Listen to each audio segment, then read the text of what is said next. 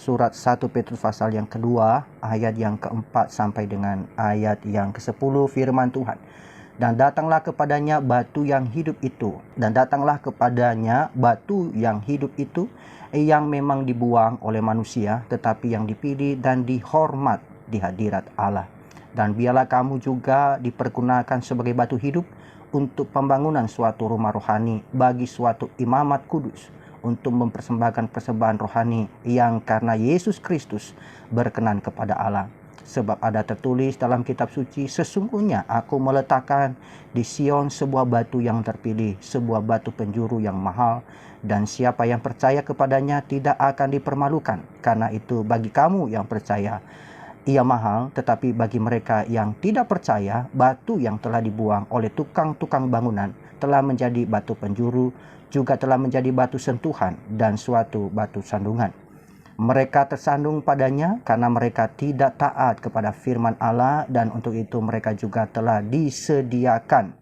Tetapi kamulah bangsa yang terpilih, imamat yang rajani, bangsa yang kudus, umat kepunyaan Allah sendiri, supaya kamu memberitakan perbuatan-perbuatan yang besar dari Dia yang telah memanggil kamu keluar dari kegelapan kepada terangnya yang ajaib.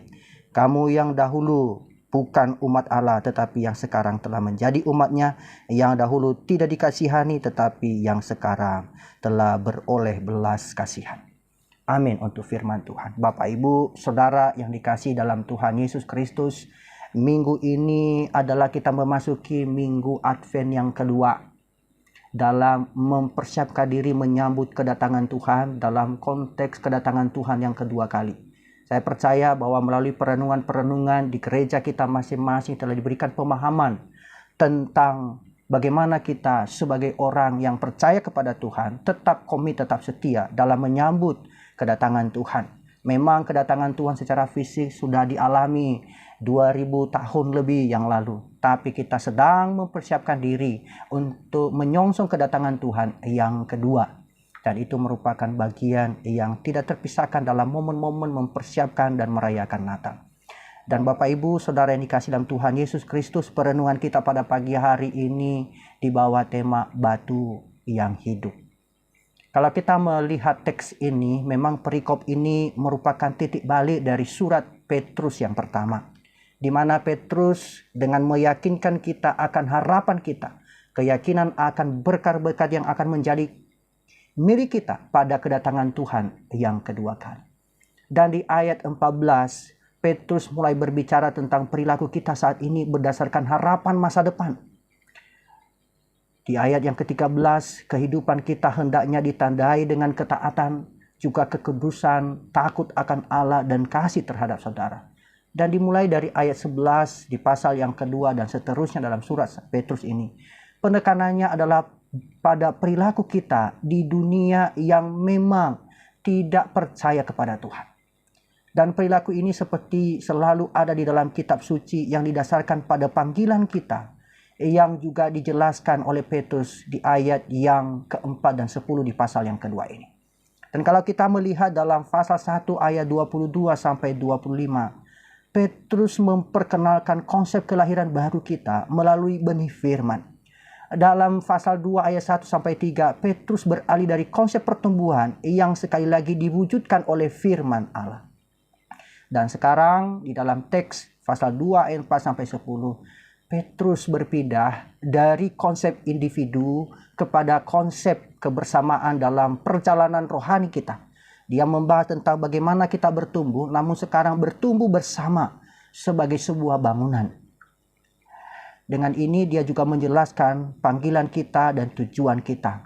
Hubungan kita dengan Allah dengan dikatakan sebagai gunung batu atau sebagai batu penjuru atau batu yang hidup. Dan dengannya orang lain ditentukan oleh tanggapan kita terhadap firman kalau kita membaca di ayat yang ke-8. Maka bagian yang kita renungkan ini terbagi dalam 3 pokok yang besar. Yang pertama yang kita renungkan adalah orang beriman dan batu yang hidup. Kalau kita membaca di ayat yang keempat sampai dengan ayat yang keenam. Di ayat yang keempat, Petrus mengharapkan perhatian kita kepada Tuhan Yesus Kristus yang ia sebut sebagai batu hidup, yang berharga di mata Allah namun ditolak oleh manusia. Dan di ayat yang kelima, Petrus menunjukkan bagaimana hubungan orang percaya dengan Kristus. Maka dikatakan jika Yesus itu adalah batu yang hidup, maka kita juga yang percaya kepadanya adalah menjadi batu hidup. Batu yang sudah dibangun menjadi tempat kediaman Allah, di mana pelayanan imamat itu dilakukan dan ada pengorbanan rohani yang dipersembahkan. Dan di ayat yang ke-6, Petrus memberikan dasar Alkitab untuk pengajarannya di bagian ayat ke-4 dan 5. Maka tidak mengherankan jika Petrus menyebut Tuhan Yesus sebagai batu hidup. Di dalam perjanjian lama berbicara tentang juru selamat yang datang sebagai batu. Dalam konsep kitab Daniel pasal 2 ayat 34. Bahkan Petrus juga telah mendengarkan Tuhan Yesus yang menyebut dirinya sebagai batu. Yang dibicarakan berdasarkan konteks Mazmur 118 ayat 22 dan juga di dalam Matius pasal 21 ayat 42. Dan itu disebut sebagai batu hidup juga bukan suatu kejutan yang terbesar sebenarnya. Mengapa? Seringkali ya memang digambarkan dalam keyakinan orang yang tidak percaya di sekitar orang-orang Yahudi, yaitu orang-orang Yunani, bahwa dewa-dewa sesembahan mereka terdiri dari batu dan terbuat dari batu yang tidak hidup. Tapi Tuhan Yesus hidup. Dia digambarkan sebagai batu yang hidup. Mengapa? Karena dia telah dibangkitkan dari kematian. Dan itu bukti bahwa dia berharga di mata Bapa. Seperti yang Petrus katakan, kita mempunyai pengharapan yang hidup berdasarkan kepercayaan kita kepada Tuhan yang hidup, yang dibangkitkan Allah dari antara orang mati. Kalau kita membaca di 1 Petrus pasal 1 ayat yang ketiga. Dan Petrus membandingkan penilaian Allah terhadap Tuhan Yesus dengan penilaian manusia. Di mana di mata Bapa dia berharga yang dipilih oleh Allah. Oleh karena itu darah yang ditumpahkannya bagi dosa-dosa kita itu sangat berharga. Kalau kita membandingkan di pasal 1 ayat 19. Dan orang-orang yang tidak percaya memandang dia dengan cara yang sebaliknya. Bagi mereka dia tidak berharga dan tidak berguna sehingga harus ditolak. Maka tidaklah mengherankan jika nilai-nilai yang ada di dalam Tuhan dan nilai-nilai manusia itu sangat berbeda. Bapak Ibu yang dikasihi dalam Tuhan Yesus Kristus, jika hal-hal yang dijunjung tinggi oleh manusia dibenci oleh Allah, apakah mengherankan jika dia yang berharga di matanya dibenci di mata manusia? Karena Tuhan Yesus adalah batu yang hidup, mereka yang menaruh kepercayaan kepadanya juga menjadi batu hidup.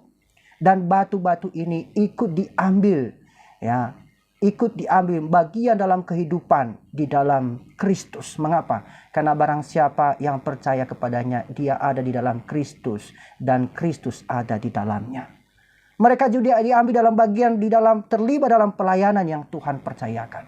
Dan melalui kita sebagai batu yang hidup itu menjadi imamat yang kudus yang mampu mempersembahkan korban yang rohani kepada Bapa yang bisa diterima. Karena apa? Karena kelayakan dari Dia. Maka kalau kita melihat di dalam bagian ini hampir sama dengan apa yang diungkapkan oleh Paulus di dalam Efesus pasal 2 ayat 19 sampai 22. Jadi kamu bukan lagi orang asing dan pendatang, tetapi kamu adalah warga negara, orang-orang kudus dan anggota keluarga Allah. Kamu dibangun di atas dasar para rasul dan para nabi. Dan Kristus sendirilah yang menjadi batu, menjadi bait suci di dalam Tuhan. Di dalamnya kamu juga sedang dibangun bersama menjadi tempat kediaman Allah di dalam roh. Batu hidup ini yang berharga di mata Bapa adalah batu penjuru sebagai rumah rohani di mana kita menjadi bagiannya. Dan Petrus sekarang membuka di bagian Yesaya 28 ayat 16 mengutip di sana untuk menunjukkan bahwa kata-katanya didasarkan pada janji Allah dalam perjanjian lama tentang Mesias yang akan datang. Dan Petrus menyebut batu hidup itu sebagai yang terpilih dan berharga. Dan semua istilah yang kita dapatkan di dalam ayat 4 ini yaitu pilihan, berharga, dan istilah batu itu ditemukan kembali ditemukan di dalam kitab Yesaya 28 ayat 11 dan pada ayat yang ke-6. Sedangkan konsep Kristus sebagai batu penjuru itu tersirat di ayat yang ke-5 dalam bagian teks yang kita renungkan. Bapak Ibu yang dikasihi dalam Tuhan Yesus Kristus, Pernyataan terakhir di ayat 6 itu memainkan peran yang sangat penting dalam teks ini. Ini menekankan ada berkat yang akan datang kepada mereka yang percaya kepada Yesus dari Nazaret sebagai batu penjuru yang mahal dari Tuhan. Dan ini menyiratkan bahwa mereka yang menolak Dia akan kecewa, atau bahkan lebih baik lagi dipermalukan berdasarkan terjemahan teks kita. Di dalam terjemahan New American Standard Bible dikatakan bahwa orang yang tidak percaya yang menolak Dia dipermalukan oleh Allah. Kekuatan dari kata-kata ini dapat dipahami dengan berdasarkan konteks di mana kata-kata aslinya itu disebut. Bahwa Yesaya menyampaikan firman Tuhan dalam melawan para pemimpin Yerusalem yang dengan bodohnya mengira bahwa kota mereka aman dari ancaman penyerbuan.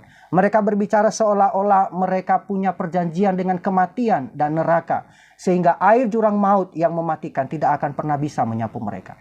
Tapi Allah menyatakan bahwa kesombongan Israel itu mereka bukanlah perlindungan.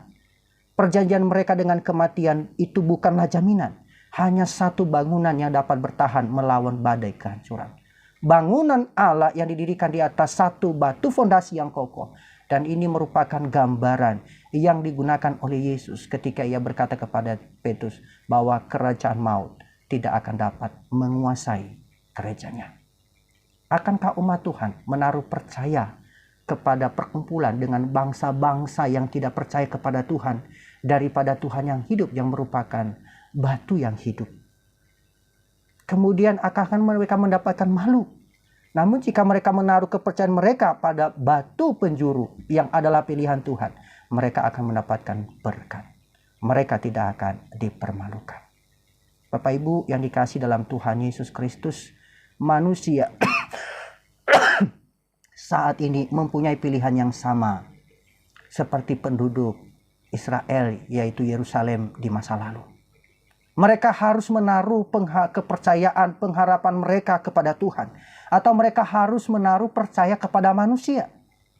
Mereka yang menolak Tuhan akan dipermalukan, dan mereka yang percaya kepada Dia yang telah dipilih tidak akan dipermalukan.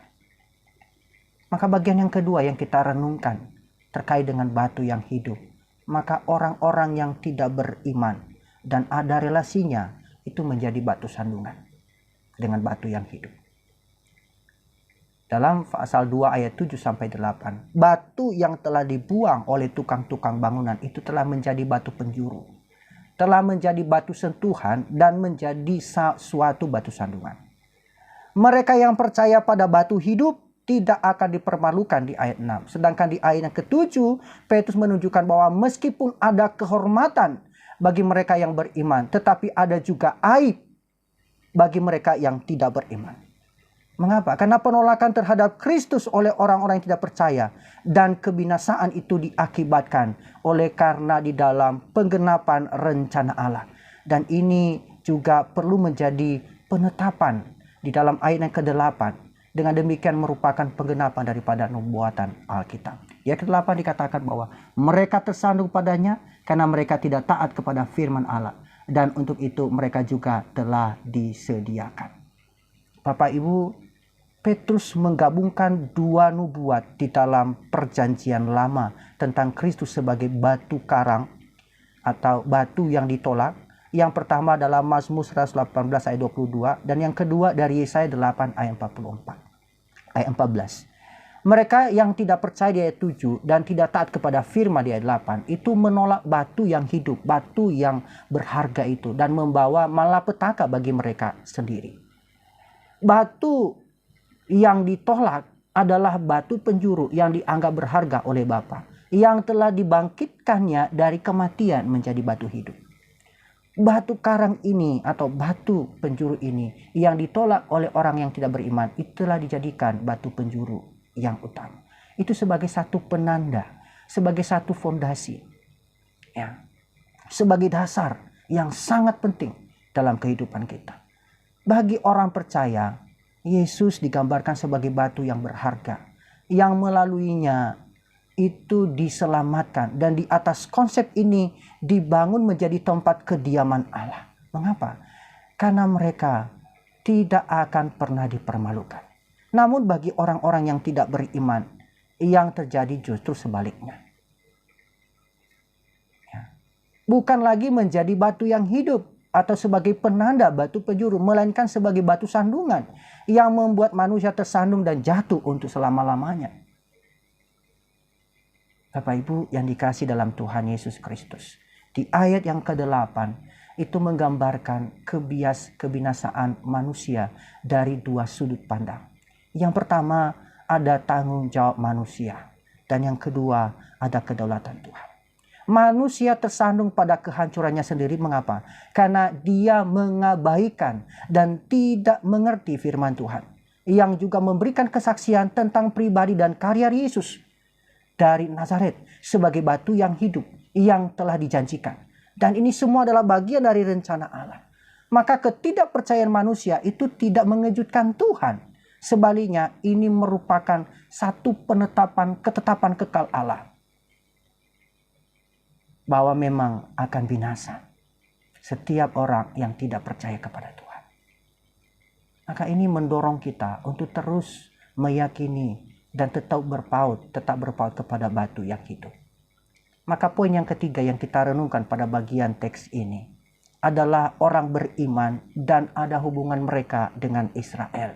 Kalau kita melihat di ayat 9 dan 10, kita memperhatikan beberapa hal mengenai ayat-ayat ini. Yang pertama, di sini ada bagian lain dari teks ini, di mana penekanannya bukan pada orang percaya secara individu dan berkat serta tanggung jawab masing-masing, namun digambarkan di sini sebagai satu kesatuan tubuh Kristus, dikatakan umat Allah.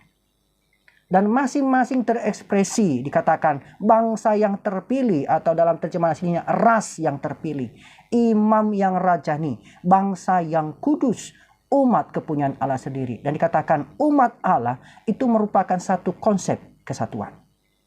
Ketika seseorang memperoleh keselamatan melalui kepercayaan pribadi kepada Yesus Kristus, bahkan itu menjadi satu deklarasi mau menjadi bagian dari satu umat, satu kumpulan orang yang percaya. Maka sebagai bagian dari tubuh ini, tubuh Kristus, dia mempunyai posisi yang istimewa dan tugas yang menjadi tanggung jawabnya. Maka demikian juga dengan kita. Ketika kita mengaku dan percaya kepada Yesus Kristus sebagai Tuhan dan Saudara pribadi, kita akan menjadi bagian dari kesatuan tubuh Kristus, dan di dalamnya ada tanggung jawab yang harus dikerjakan sebagai anggota tubuh Kristus. Yang kedua, ada ungkapan yang digunakan yang menggambarkan tentang gereja dalam konsep perjanjian baru. Kalau kita melihat di ayat yang ke-5, ayat yang ke-9, dan ayat yang ke-10, ini merupakan kutipan dari perjanjian lama. Tapi secara spesifik, gambaran kesatuan gereja itu digambarkan sebagai bangsa Israel. Kalau kita memperhatikan teks-teks perjanjian lama, di dalam Keluaran 19 ayat 5 sampai 7 dikatakan bahwa umatnya itu menjadi miliknya, yaitu miliknya Tuhan.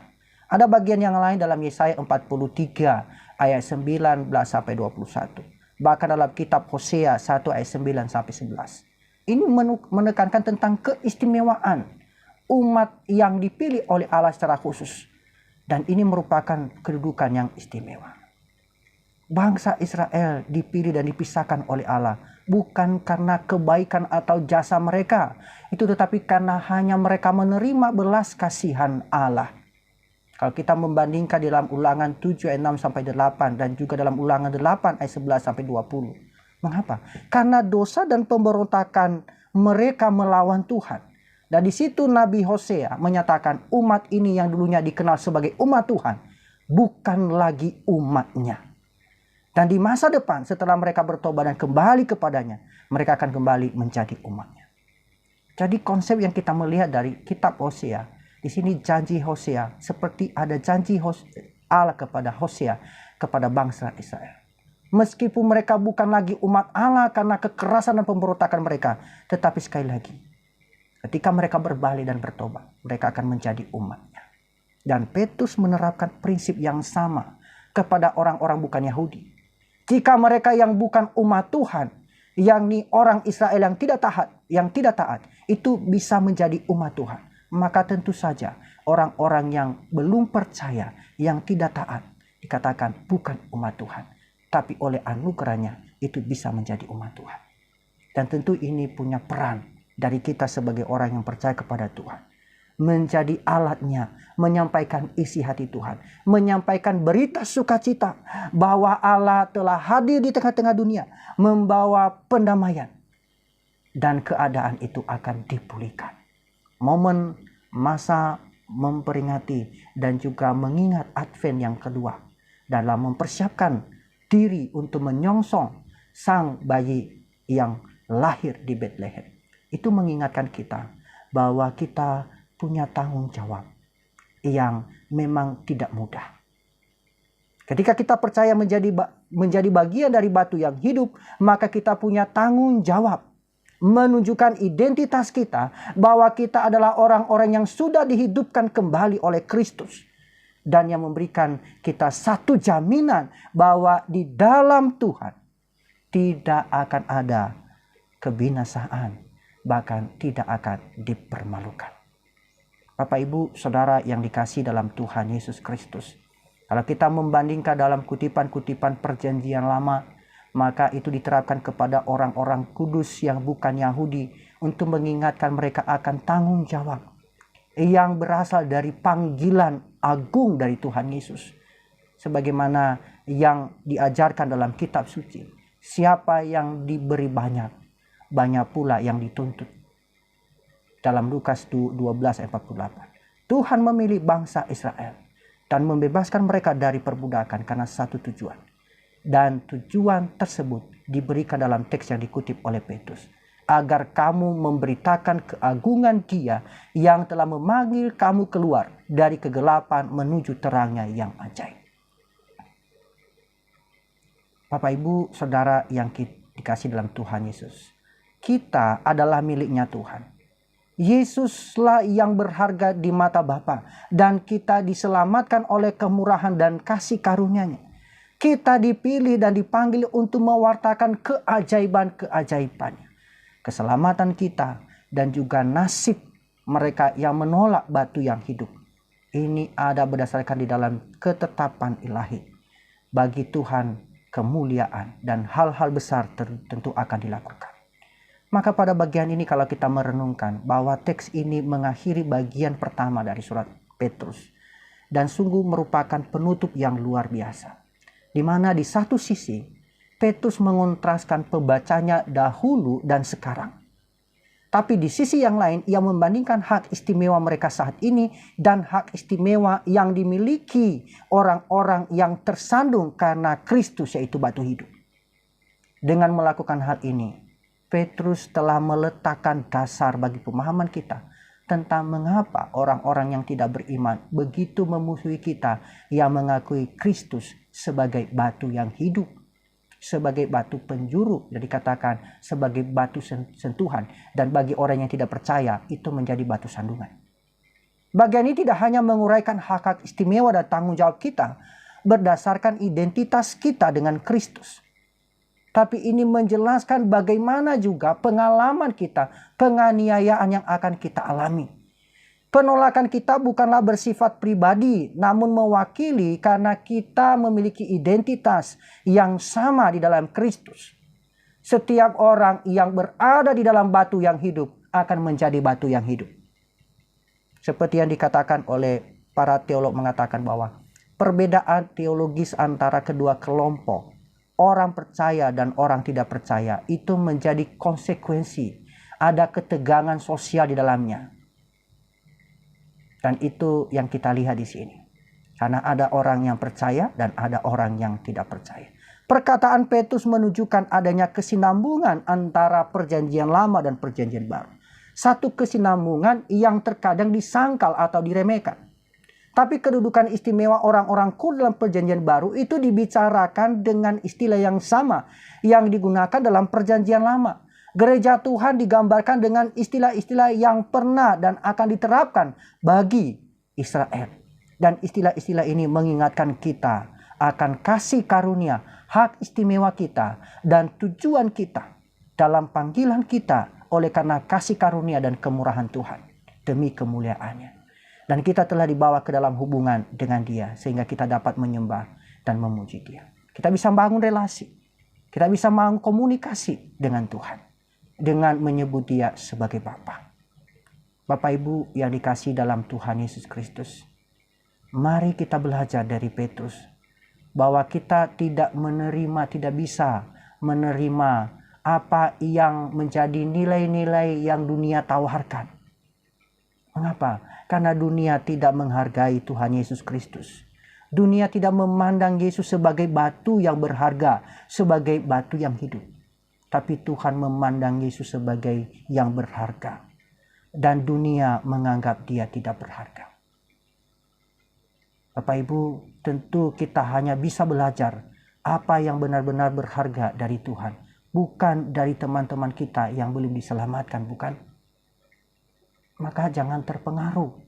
Jangan mudah digoyahkan oleh tawaran-tawaran yang sudah punya hak istimewa di dalam Tuhan. Sebagai batu yang hidup dan menjadi batu hidup yang menjadi kesaksian, menjadi tanda bahwa kita punya identitas sebagai orang yang sudah ditebus, sebagai orang yang sudah dibaharui dan mengalami pembaharuan di dalam Tuhan.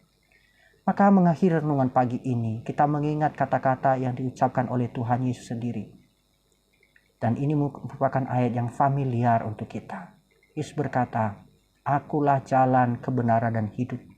Tidak ada seorang pun yang datang kepada Bapa kalau tidak melalui Aku." Oleh karena itu, setiap orang yang mendengar perkataanku ini, kata Yesus, dan bertindak berdasarkan firmanku, kata Yesus, dapat diumpamakan seperti orang yang bijak yang sedang membangun rumahnya di atas batu. Dan tentu ini adalah batu yang hidup. Ketika hujan turun dan banjir datang, angin bertiup menggoyahkan, menerjang, namun tidak jatuh. Mengapa? Karena dia didirikan di atas batu karang sebagai fondasi yang kuat, bukan di atas pasir.